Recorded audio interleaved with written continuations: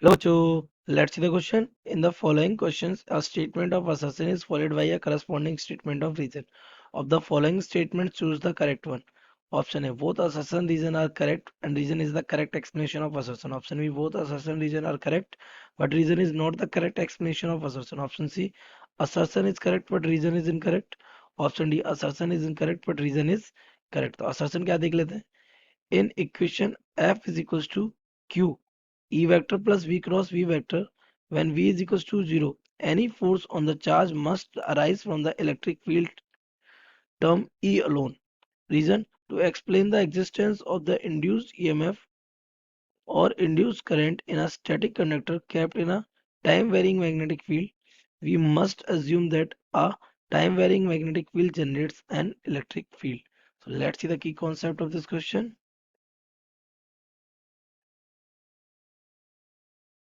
The key concept of this question is beta the Lorentz force.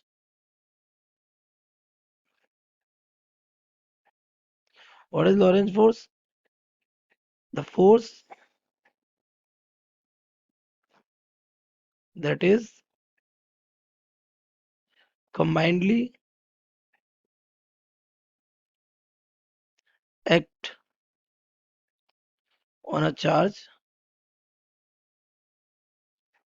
due to both electric and magnetic field. Electric और magnetic field दोनों की वजह से जो force लगता है उसे हम क्या कहते हैं, Lorentz force. And it will be F vector is equals to F E vector और plus F B vector. Simply electric field और मैग्नेटिक फील्ड दोनों की वजह से. तो this becomes what, F vector is equals to F की जगह हम लिख सकते हैं क्या, क्यू ई वेक्टर, और ये हो जाएगा हमारा क्या, क्यू, और ये हो जाएगा v vector cross v vector. तो यहाँ से क्यू कॉमन आ जाए तो हमारा एफ वेक्टर हो जाएगा Q with in bracket E vector plus V vector cross B vector. ये this is our Lorentz force. तो यहाँ पर अगर हम v इक्वल जीरो कर देते हैं, क्या कर देते हैं, v इक्वल जीरो, तो आपको बताइए ये टर्म जीरो होगी तो ये टर्म पूरी जीरो हो जाएगी. तो f vector will become equals to the q e vector. तो फोर्स सिर्फ किसकी वजह से बचेगा, force will be due to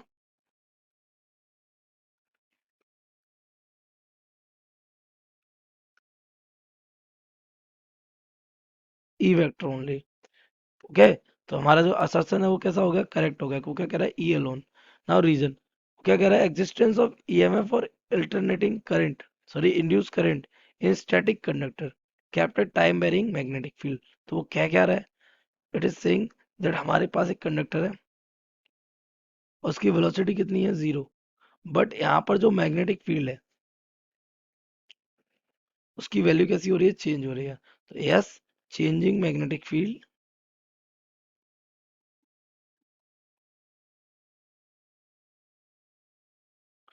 gives rise to electric field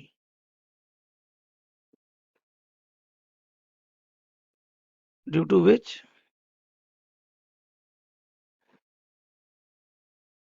current is induced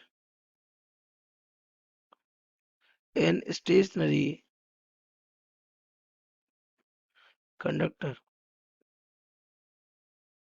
तो ये आपका क्या हो गया, रीजन भी करेक्ट हो गया.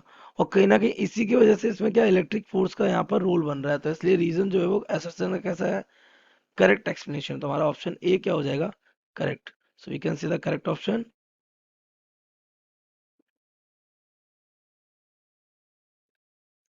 ए.